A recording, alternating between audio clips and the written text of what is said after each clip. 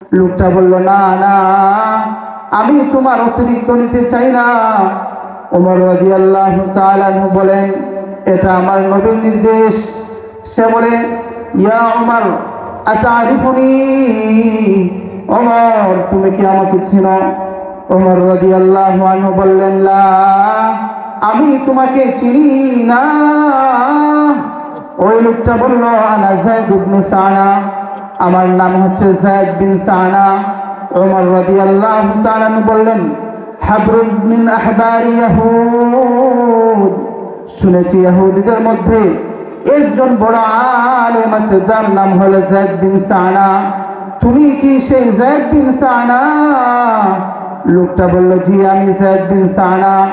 ওমর রাদিয়াল্লাহু তাআলা তাকে বললেন, তাহলে তুমি নবীজির সাথে এই খারাপ আচরণ কেন করলে? ওই লোকটা বলে, ওমর।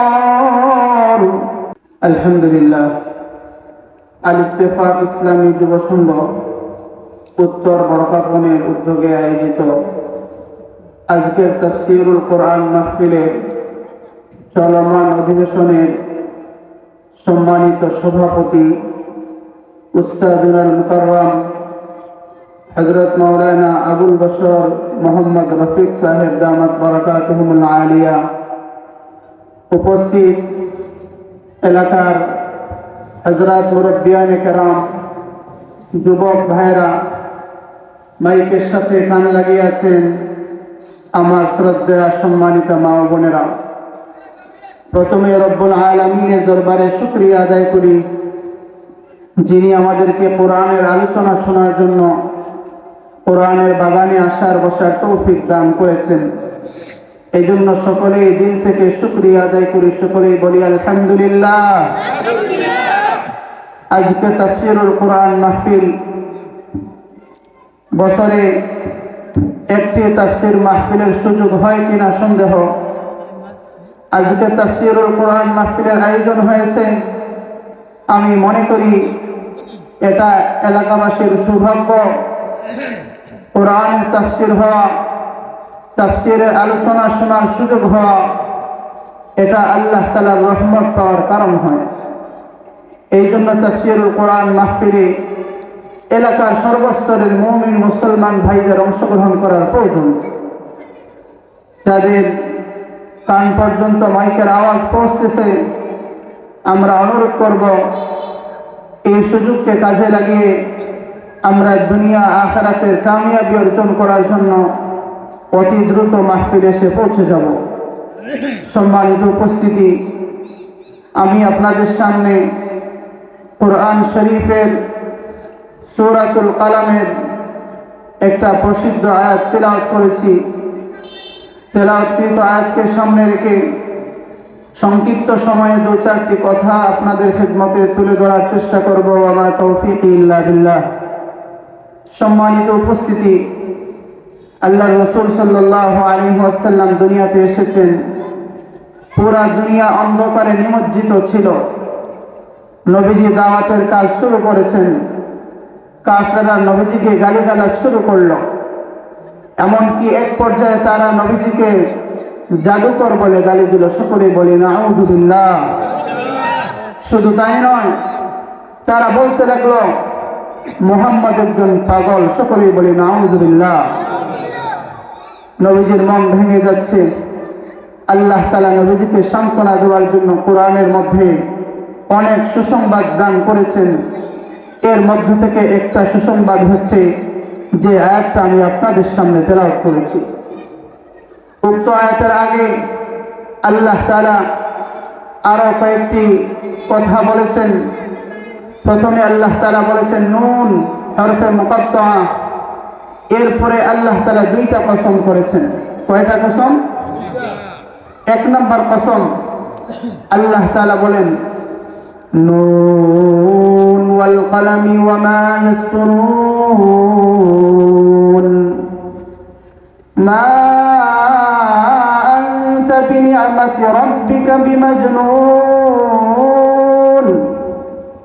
ওয়া ইন্না লাকা লাআজরান গায়রা মামনুন وإنك لعلى خلق عظيم আল্লাহ তাআলা বলেন নুন ওয়াল কলম, কলমের কসম। কলম মানে কি? তাফসীরের কিতাবে উল্লেখ করেছেন আল্লাহ তাআলা সর্বপ্রথম একটা জিনিস সৃষ্টি করেছেন। আউয়ালু মা খালাকাল্লাহুল কলম, আল্লাহ তাআলা সর্বপ্রথম একটা কলম সৃষ্টি করেছেন। কলমকে সৃষ্টি করা হয়ে গেছে। আল্লাহ তাআলা কলমকে লক্ষ্য করে বললেন, উত্তর, হে কলম তুমি লেখা শুরু করো, তুমি লেখো। কলম আল্লাহ তাআলাকে বলল, মাযা আকতুবু, আল্লাহ আমি কোন জিনিস লিখব? আল্লাহ তাআলা বললেন, উকতুবিল কদরা ওয়া মা হুয়া কাইনুন ইলা ইয়াউমিল কিয়ামাহ। হে কলম তুমি মানুষের তাকদীর লেখো, আর কিয়ামত পর্যন্ত যা কিছু হবে এর সব কিছুই তুমি লিখে ফেলো। আল্লাহ তাআলা সর্বপ্রথম এই কলমের কসম বলেছেন, ওয়াল কলম। 2 নম্বরে আল্লাহ তাআলা বলেছেন ওয়া মা ইয়াসকুরুন, আর তারা যা লেখে, অর্থাৎ এই কলমের মাধ্যমে ফেরেশতারা যে লেখেন তাদের শপথ। এই যে যা লেখা হয় এই লিখিত জিনিসের শপথ আল্লাহ তাআলা করেছেন। করার পরে আল্লাহ তাআলা তার নবীকে 3টি সুসংবাদ দান করেছেন। কয়টি সুসংবাদ? 3টি। 1 নম্বর সুসংবাদ আল্লাহ তাআলা বলেছেন, মা আনতা বিনিআমাতি রাব্বিকা বিমাজনুন। হে নবী, তারা আপনাকে পাগল বলে, তারা বলে আপনার মস্তিষ্ক ঠিক নাই। নবী আমি রব্বুল আলামিন সাক্ষ্য দিচ্ছি, মা আনতা বিনিআমাতি রাব্বিকা বিমাজনুন। আপনার রবের যে নিয়ামত, ওই নিয়ামতের কারণে আপনি পাগল নয়। মা আনতা বিনিআমাতি রাব্বিকা বিমাজনুন।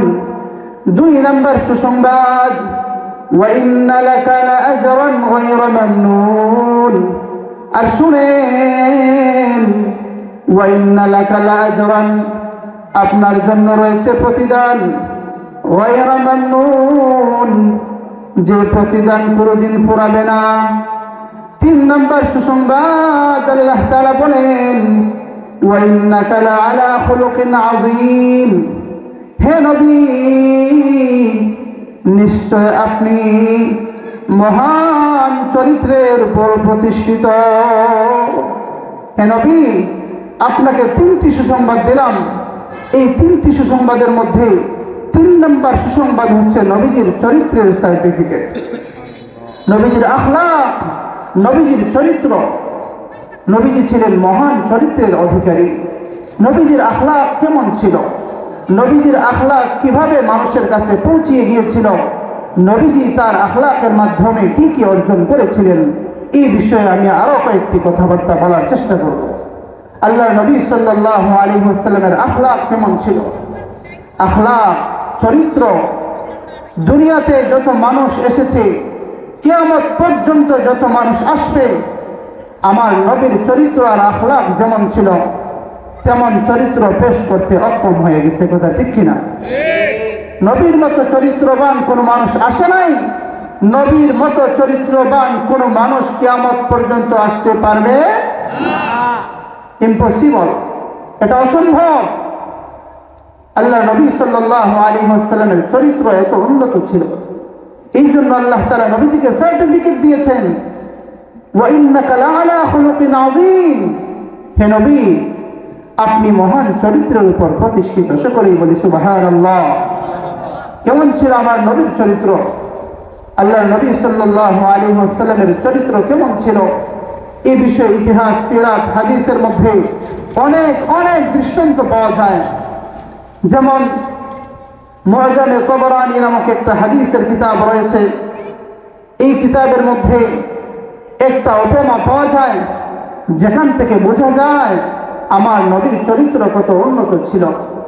হযরত আব্দুল্লাহ ইবনে সালাম রাদিয়াল্লাহু তাআলা আনহু থেকে বর্ণিত, তিনি বলেন, আমি একদিন আল্লাহর রাসূল সাল্লাল্লাহু আলাইহি ওয়াসাল্লামের সাথে সাক্ষাৎ করার জন্য আসলাম। নবীজির সাথে দেখা হয়েছে। দেখলাম নবীজির সাথে একজন সাহাবী রয়েছেন, ওনার নাম হচ্ছে আলী। ওনার নাম কি? আলী রাদিয়াল্লাহু আনহুকে সাথে নিয়ে আল্লাহর নবী সাল্লাল্লাহু আলাইহি ওয়াসাল্লাম বের হয়েছেন। ইতিমধ্যেই একজন বেদুইন গ্রাম্য মানুষ নবীজির কাছে আসলেন।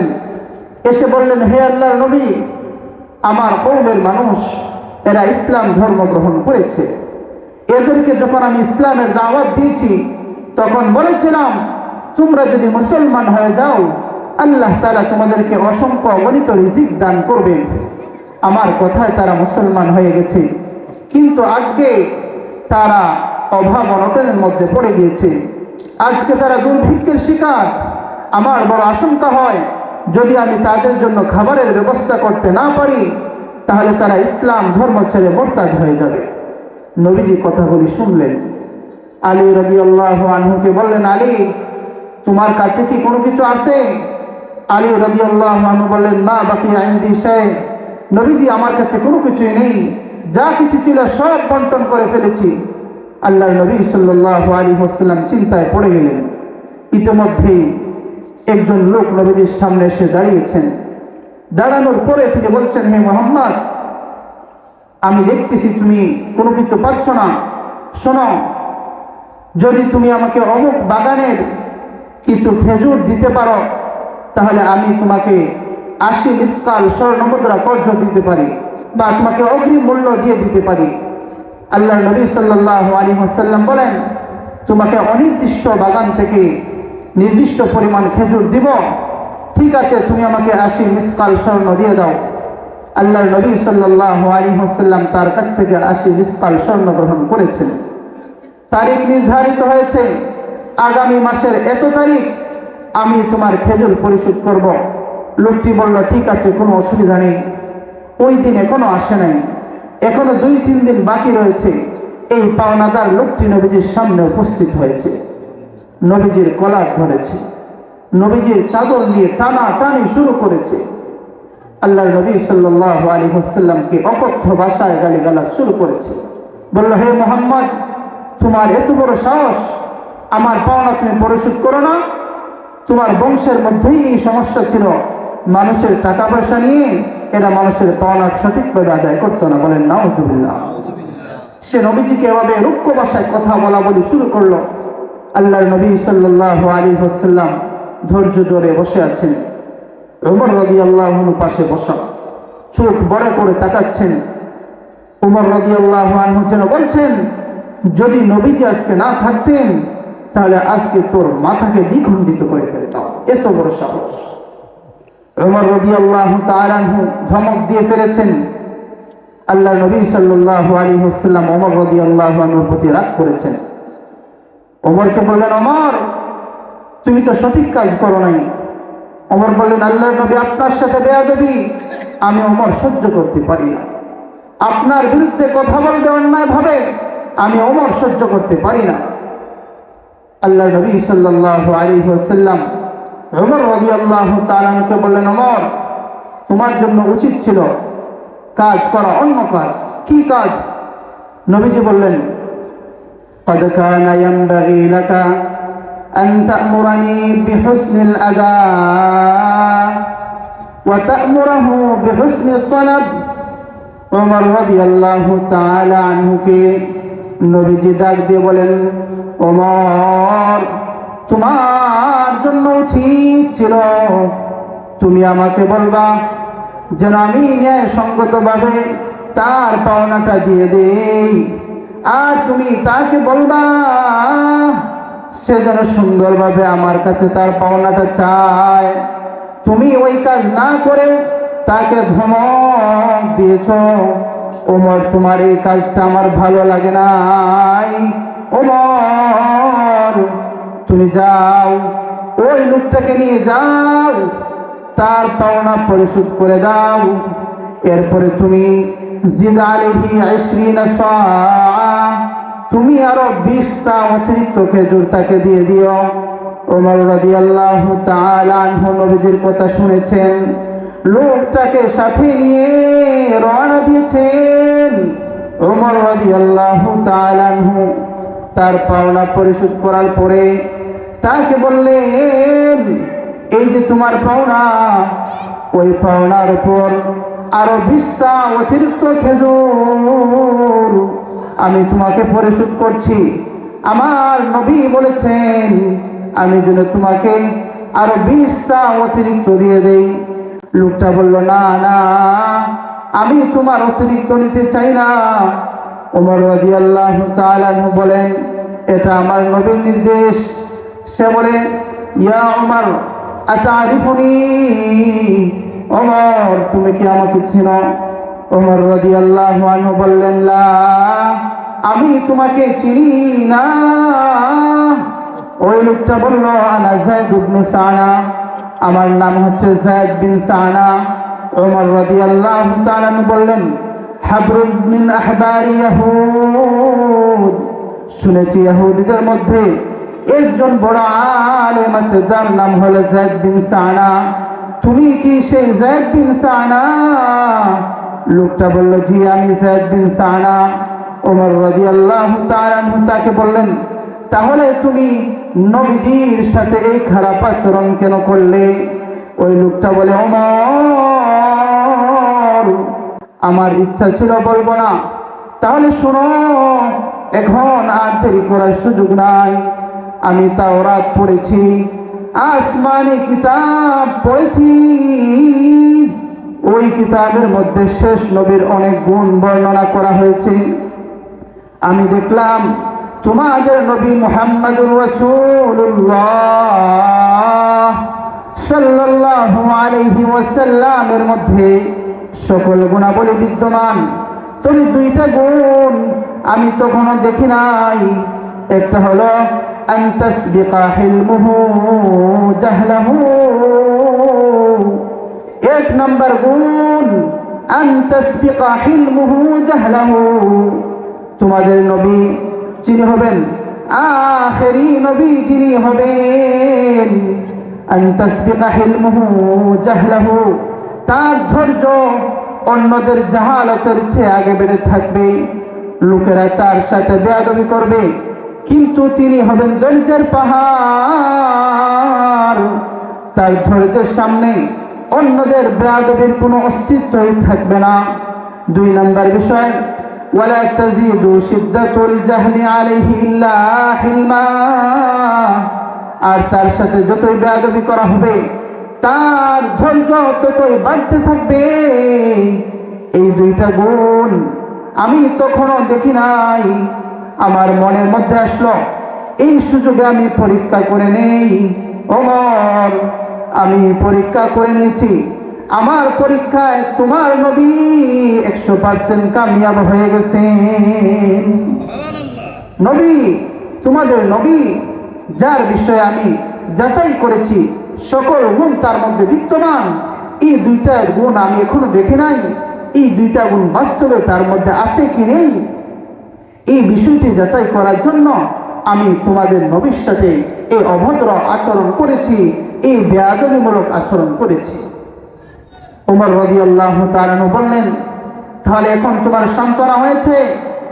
যায়েদ বিন সানা বলে, ওমর শোনো শোনো, আমি এখনই সাক্ষ্য দিয়ে বলছি, আমি এই মুহূর্তে তোমাকে সাক্ষী রেখে বলছি তোমাদের নবী হক। আমি এই মুহূর্তে কালিমা শাহাদাত পড়ে তোমার সামনে মুসলমান হয়ে গেলাম।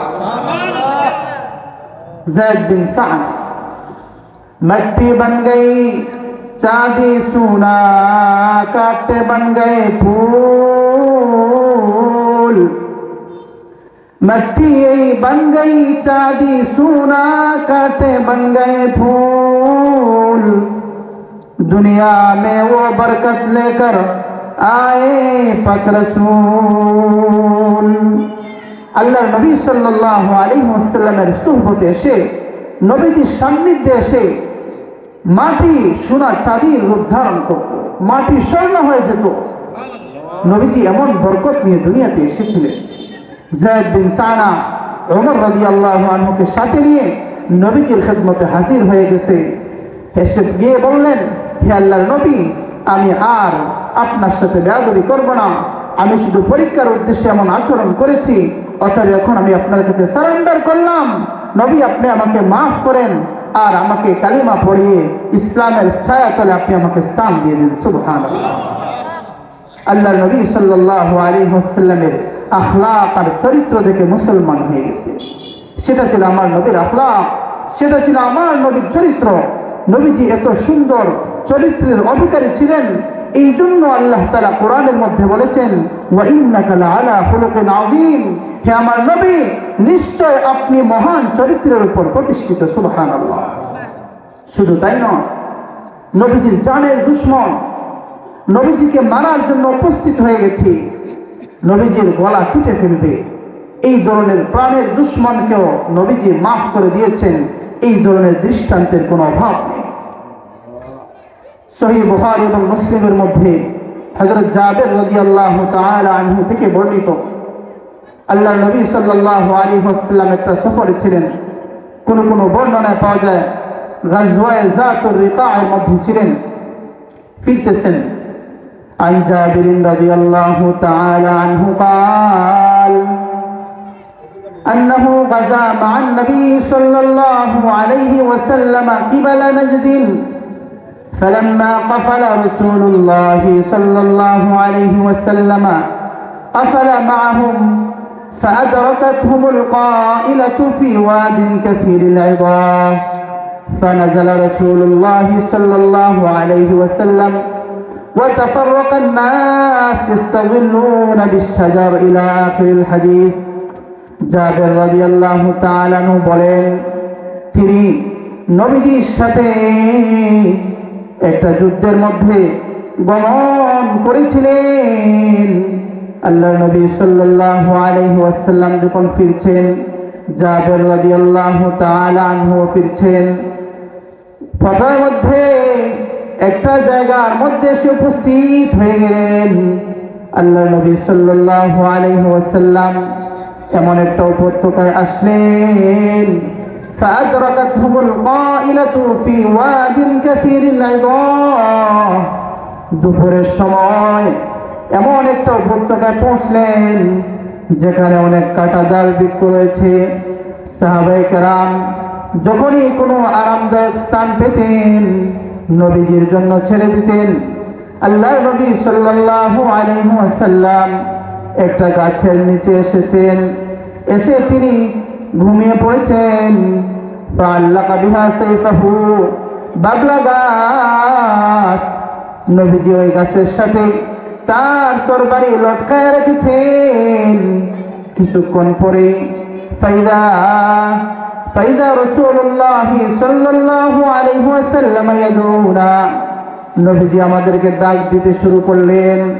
আমরা আসলাম।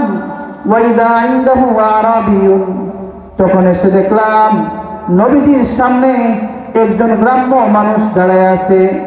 নবীজি সাল্লাল্লাহু আলাইহি ওয়াসাল্লাম আমাদেরকে লক্ষ্য করে বললেন, ইন্নাহা দাখতারাত আলাইয়া সাইফি ওয়া আনা নাইমুন, হে জাবের, হে আমার সাথীরা, শুনো,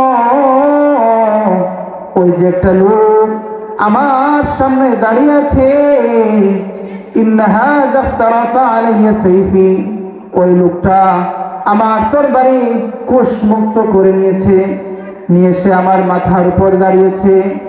দাঁড়িয়ে সে আমাকে বলছিল, মাইয়ামনাউকা মিন্নি, হে মুহাম্মদ, আজকে তোমাকে আমার হাতের নাগালে পেয়ে গেছি, আজকে তোমাকে আমার হাত থেকে কে রক্ষা করবে? আল্লাহ নবী সাল্লাল্লাহু আলাইহি ওয়াসাল্লাম চক্ষু খুলেছেন, মুখ খুললেন। মুখ খুলে নবীজি উত্তর দিলেন, আল্লাহ আমাকে হেফাজত করবেন, আল্লাহ। এই কথা নবীজি বলেছেন, বলতে দেরি হয়েছে, ওই লোকটার শরীরের মধ্যে কম্পন সৃষ্টি হইতে দেরি হয় নাই। লোকটা কাঁপা শুরু করেছে, কাঁপতে কাঁপতে তার হাত থেকে সেই তরবারিটা পড়ে গিয়েছে। আল্লাহ রাসূল সাল্লাল্লাহু আলাইহি ওয়াসাল্লাম তার তরবারিটা নিজের হাতে তুলে নিয়েছেন। নেওয়ার পরে এখন তার সামনে ধরেছেন, ধরে বললেন মান ইয়ামনাউকা মিন্নি, এখন বল তোকে আমার হাত থেকে কে রক্ষা করবে? আজকে তোমাকে আমার হাত থেকে কে রক্ষা করবে? সে আর কি বলবে? সে বলছে কুম খায়রা আখিদিন, হে মুহাম্মদ আপনি আমার সাথে সুন্দর আচরণ করেন, আপনি উত্তম ধারক হয়ে যান, মানে আপনি আমাকে মাফ করে দেন, আপনি আমাকে মারবেন না। এভাবে নবীজির সামনে সে অনুনয় বিনয় কাকুতি মিনতি করা শুরু করেছে। আল্লাহ নবী সাল্লাল্লাহু আলাইহি ওয়াসাল্লাম তাকে বললেন আতাশহাদু আল্লা ইলাহা ইল্লাল্লাহ ওয়া আন্নী রাসূলুল্লাহ, আচ্ছা তাহলে তুমি কি এই কথার সাক্ষী দাও আল্লাহ ছাড়া কোনো মাবুদ নেই আর আমি হইলাম আল্লাহর রাসূল, এই কথার সাক্ষী তুমি দাও, মানে তুমি কি মুসলমান হয়ে যাবে? এখন যদি আমরা হইতাম তাহলে কি বলতাম? আরে যা বলেন আমি সব করতে প্রস্তুত, তারপর আপনি আমাকে আজকে মুক্তি দেন। সে যদি ভয় এই কথাটা বলতো তার জন্য উপকারী ছিল, কিন্তু এই পরিস্থিতিতেও সে কি বলে? বলে কাল আল্লাহ, না আমি এই কথার সাক্ষী দিই না, আমি এই কথার সাক্ষী দিই না। আল্লাহ নবী সাল্লাল্লাহু আলাইহি ওয়াসাল্লাম কিছু বলেন নাই। তখন সে বলল ওয়ালাকিন্নী উআহিদুক আল্লা উকাতিলাক ওয়ালা আকুনা মা কওমিন ইউকাতিলুক, তবে আমি আপনাকে একটা নিশ্চয়তা দিচ্ছি আমি আর কোনোদিন আপনার সাথে যুদ্ধ করব না। যারা আপনার সাথে যুদ্ধ করতে আসবে আমি তাদের সাথেও আসবো না, এই গ্যারান্টি আমি আপনাকে দিতে পারি। আল্লাহ নবী সাল্লাল্লাহু আলাইহি ওয়াসাল্লাম তাকে ছেড়ে দিয়েছেন। সকলেই বলি সুবহানাল্লাহ। এভাবে যদি আমাদের কোনো জানের দুশমন হইতো আমরা তখন তাকে কেটে কয়ে টুকরা করতাম, তার কোনো হিসাবই থাকতো না। কিন্তু তিনি তো ছিলেন দয়াল নবী, তিনি ছিলেন রাহমাতুল লিল আলামিন। আল্লাহ নবী সাল্লাল্লাহু আলাইহি ওয়াসাল্লাম তাকে ছেড়ে দিয়েছেন, সে চলে গিয়েছে। দূর থেকে তার সাথীরা তার এই দৃশ্যটা দেখলো, দেখার পরে সে তার সাথীদের কাছে যায় বলল জিতু মিন ইনদি খাইরিন নাস, হে আমার সাথীরা শোনো, জিতু মিন ইনদি খাইরিন নাস, আমি এখন দুনিয়ার মধ্যে সবচেয়ে ভালো যে মানুষ ওই সবচেয়ে ভালো মানুষের কাছ থেকে এসেছি। সুবহানাল্লাহ।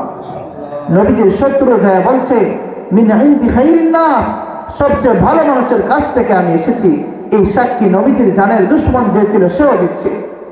তখন তার সাথীরা বলল কি ঘটনা? সব ঘটনা সে খুলে বলেছে। এরপরে সাথীরা বলল আরে তুমি মনে হয় মিথ্যা কথা বলছো, এভাবে তার উপর বিভিন্ন অপবাদ দিতে লাগলো।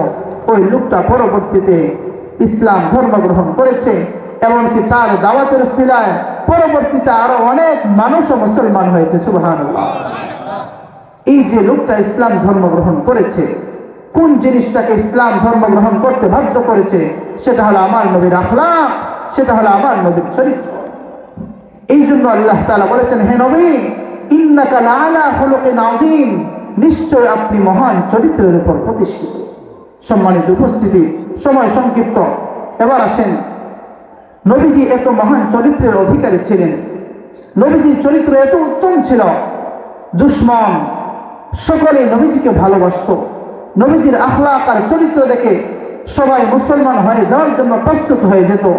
নবীজির আখলাক এবং চরিত্রের সামনে সকলে মাথা নত করে দিত। এই আখলাক এবং চরিত্র আমাদের সকলের জীবনে গ্রহণ করার দরকার আছে না নাই? আর যদি বলি আছে না নাই?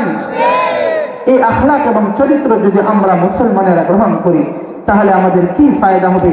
এই কথাটা বলেই আজকের আলোচনা ইনশাআল্লাহ শেষ হয়ে যাবে।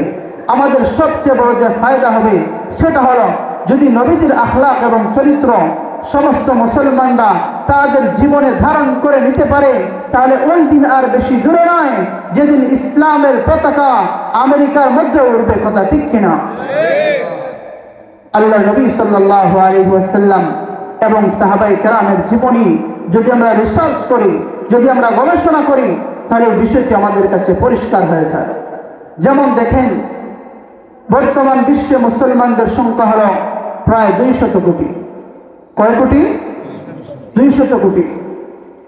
আর আল্লাহ নবী সাল্লাল্লাহু আলাইহি ওয়াসাল্লামের যুগে মুসলমানের সংখ্যা কত ছিল?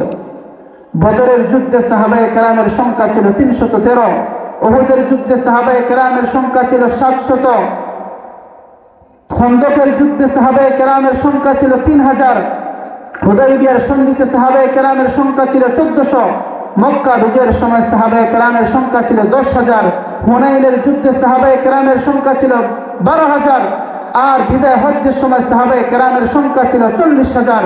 আল্লাহর নবী সাল্লাল্লাহু আলাইহি ওয়াসাল্লামের ইন্তেকালের সময় সাহাবায়ে কেরামের সংখ্যা ছিল 1,24,000 মাত্র। তাহলে সর্বোচ্চ সংখ্যা ধরা যায় 1,24,000। ওই যুগে সর্বোচ্চ 1,24,000 মুসলমান ছিলেন, আর বর্তমান বিশ্বে মুসলমানদের সংখ্যাই হলো প্রায় 200 কোটি। কিন্তু ওই যুগে মুসলমানরা যেদিকে গিয়েছেন সেদিকে ইসলামের বিজয় ছিনিয়ে এনেছেন, আর বর্তমানে আমরা মুসলমানেরা যেদিকেই যাই ওদিকে আমরা মাইর খাই। মাইর খাওয়া ছাড়া আমাদের আর কোনো গতি নেই, আমাদের আর কোনো পথই নেই। এটা কেন? কারণ ওই যুগে সাহাবায়ে কেরামের হাতে এমন একটা অস্ত্র ছিল, যে অস্ত্রের সামনে ওমরের মতো বাহাদুর মাথা নত করতে বাধ্য হয়েছিলেন। নবীজির এমন একটি অস্ত্র ছিল, যে অস্ত্রের সামনে সমস্ত কাফেররা মাথা নত করতে বাধ্য হয়েছিল। সেটা হলো আমার নবীর আখলাক, সেটা হলো আমার নবীর চরিত্র।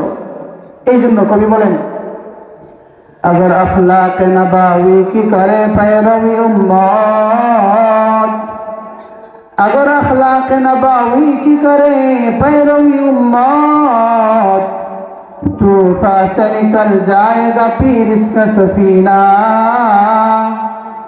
तूफा से निकल जाएगा फिर इसका सफीना, मोमिन जो फिदा नक्श कफे पाए नबी हो,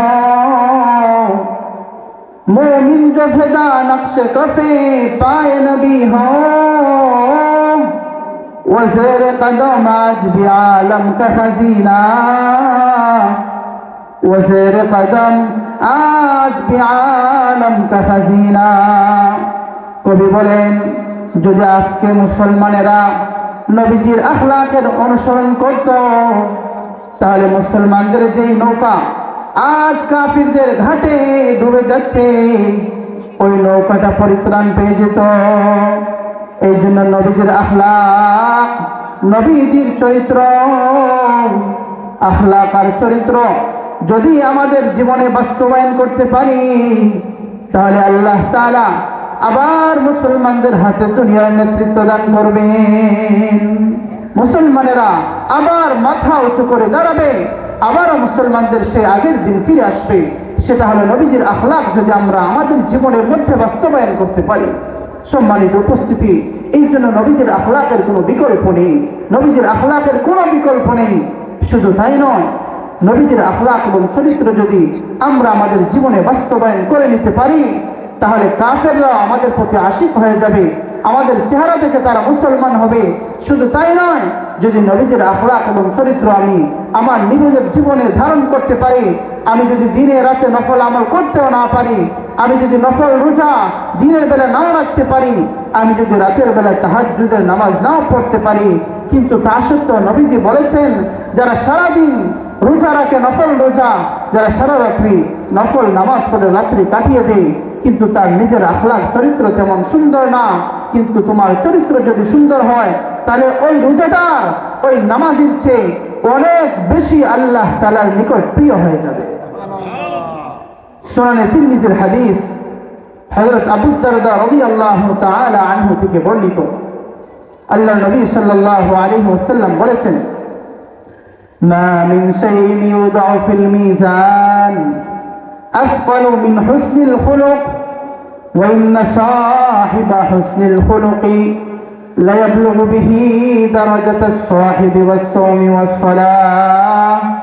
নবীজি বলেন, মিজানের পাল্লায়, মিজানের মধ্যে যা জিনিস রাখা হবে, মানুষের উত্তম চরিত্রের চেয়ে ভারী আর কোনো জিনিস হইতে পারে না।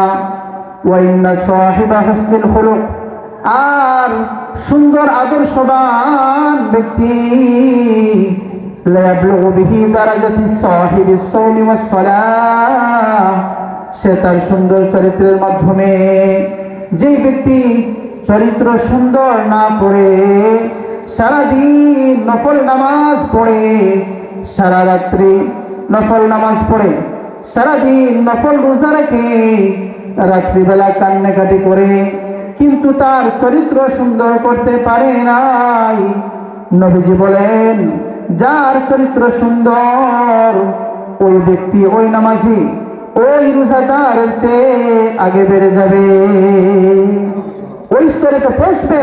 অন্য হাদিস থেকে বোঝা যায় সে ওই স্তর থেকে আরো আগে বেড়ে যাবে।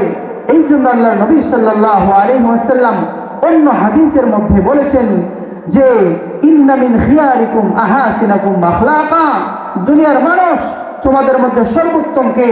তোমাদের মধ্যে সর্বোত্তম হলো ওই ব্যক্তি যার চরিত্র সবচেয়ে বেশি সুন্দর। আল্লাহ নবী সাল্লাল্লাহু আলাইহি ওয়াসাল্লামের চরিত্র ছিল সবচেয়ে সুন্দর, এই জন্য নবীজি হলেন সর্বোত্তম মানুষ।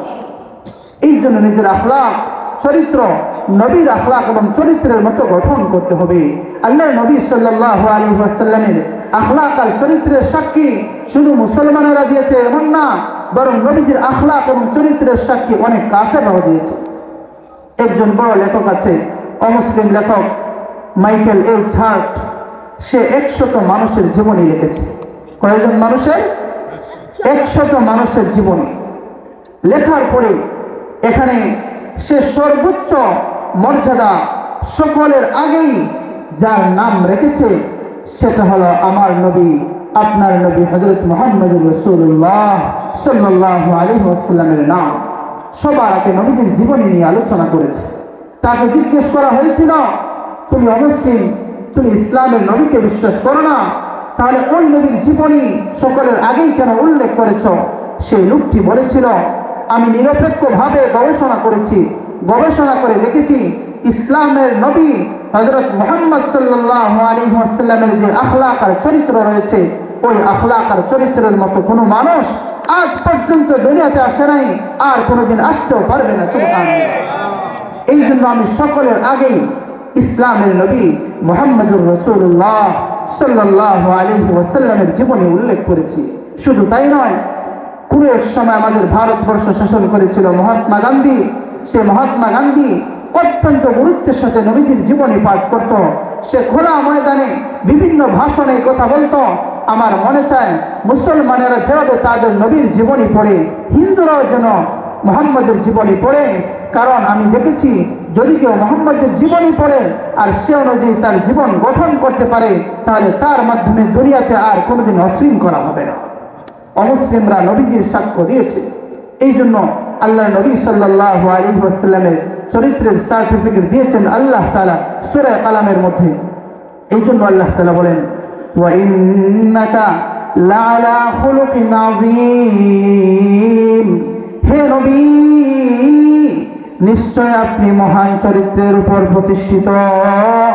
আপনার চরিত্রের মতো দুনিয়ার আর কোনো মানুষের চরিত্র হতে পারে না। এই জন্য হযরত সাফিয়া বিনতে হুয়াই রাদিয়াল্লাহু তাআলা আনহা বলেন, মা রাআইতু আহাদান আহসানা খুলুকান মির রাসূলিল্লাহ, আমি দুনিয়াতে কোনো মানুষকে দেখি নাই যার চরিত্র মুহাম্মদুর রাসূলুল্লাহ সাল্লাল্লাহু আলাইহি ওয়াসাল্লামের চরিত্রের চেয়ে সুন্দর হয়। এই ধরনের কোনো মানুষ আমি দুনিয়াতে দেখি নাই। আনাস রাদিয়াল্লাহু তাআলা আনহু বলেন, খাদামতু রাসূলুল্লাহি সাল্লাল্লাহু আলাইহি ওয়াসাল্লাম 10 সিনিন, আমি 10 বছর নবীজির খেদমত করেছি। এই 10 বছরের মধ্যে নবীজির চরিত্র কেমন দেখেছি। আনাস বলেন, মা ক্বালা লি আবাদা উফরিন ওয়ালা লিশাইইন সানাতুহু লিমা সানাতুহু ওয়া হাল্লা সানাতুহু। এই 10 বছরের মধ্যে নবীজি কোনোদিন বিরক্তি প্রকাশ করে নাই। এমনকি নবীজি কোনোদিন এই কথাও বলে নাই, তুমি এই কাজটা কেন করলে, অথবা তুমি এই কাজটা কেন করলে না। এভাবে নবীজি কোনোদিন কোনো আপত্তি করে নাই। এভাবে আল্লাহ নবী সাল্লাল্লাহু আলাইহি ওয়াসাল্লামের চরিত্রের প্রশংসা ওনারা করেছেন। আম্মা জান হযরত আয়েশা সিদ্দিকা রাদিয়াল্লাহু তাআলা আনহাকে জিজ্ঞেস করা হয়েছিল, নবীর চরিত্র কেমন ছিল? কাইফা কানা খুলুকু রাসূলিল্লাহি সাল্লাল্লাহু আলাইহি ওয়াসাল্লাম।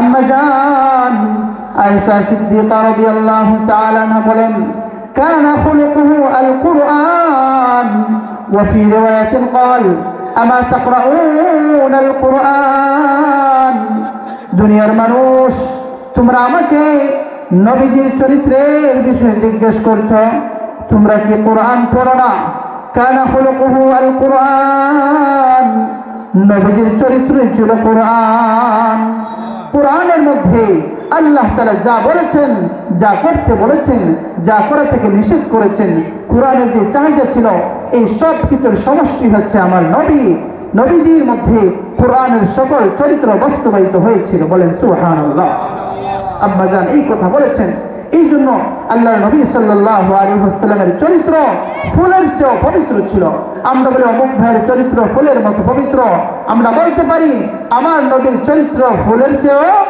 পবিত্র আল্লাহ তাআলা আমরা যে আলোচনা শুনলাম বিশেষ করে নবীজির আখলাক নবীর চরিত্রকে সামনে রেখে আমরা কিছু কথাবার্তা বলেছি আল্লাহ তাআলা আমাদের সকলকে সে অনুযায়ী আমল করার তৌফিক দান করুন সকলে বলি আমিন ওয়া আখিরু দাওয়ানা আলহামদুলিল্লাহি রাব্বিল আলামিন